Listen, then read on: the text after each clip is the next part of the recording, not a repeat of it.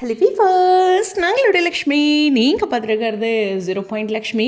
So நிறைய பேர் வந்து கமெண்ட் செக்ஷனில் தொடர்ந்து கேட்டிருந்தீங்க. மேல சீரியல் எண்டுங்கிறாங்க, ஜூனில் எண்டு அப்படிங்கிறாங்க, ஒரு டாக்ஸ் போயிட்டுருக்கு, சொல்லுங்கள் லக்ஷ்மி அப்படின்ட்டு. எனக்கு தெரிஞ்சு சொல்லணும் அப்படின்னா, அப்படிலாம் ஒரு சீரியல் முடிகிற இந்த மாதம் தான் முடியுது அப்படின்னு எப்போவுமே சேனல் வந்து யார்கிட்டையுமே சொல்ல மாட்டாங்க.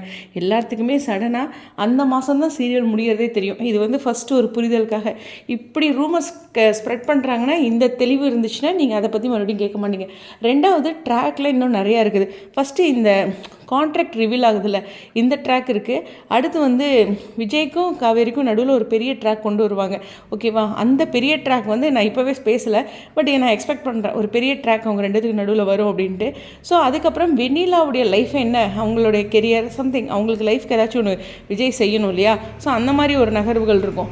அதுக்கப்புறம் கேஷ்லாகவே நீங்கள் நான் சொல்கிறேனே, யமுனா என்ன படிக்கவே ஸ்டார்ட் பண்ணல, இன்றைக்கி கூட எபிசோடில் சொல்லியிருந்தாங்க. ஸோ அவங்க கலெக்டர் ஆகணும், அந்த ட்ரீம் அப்படிங்கிற ஒரு விஷயம் இருக்குது. அதே மாதிரி நம்ம குமரனும் வந்து ஏதோ ஒரு விஷயத்தில் ஷைன் ஆவார்.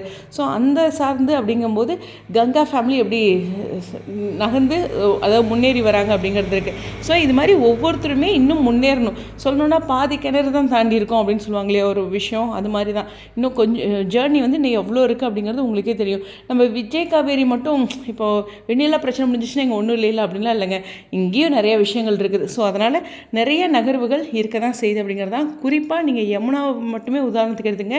இன்னும் அந்த பொண்ணு படிக்கவே ஆரம்பிக்கல, படித்து மறுபடியும் கலெக்டருக்கு எக்ஸாம் எழுதி அதுக்கப்புறம் அதுக்கான ரிசல்ட் வந்து அவங்க ஜாபில் ஜாயின் பண்ணுறது. இதுவே பாருங்கள் எவ்வளோ ட்ராக் இருக்குன்ட்டு.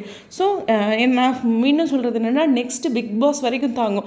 அதுக்கப்புறம் எப்படி கொண்டு வராங்க அப்படிங்கிறது அன்னைக்கு அந்த இடத்துல இருந்து பார்த்தா தெரியும். இப்போ இருந்தே கதையை பார்த்திங்கன்னா இன்னும் ஒரு வருஷத்துக்கு இருக்குது அப்படிங்கிறத மட்டும் பதிவு பண்ணி இந்த வீடியோவில் விடைபெறேன்.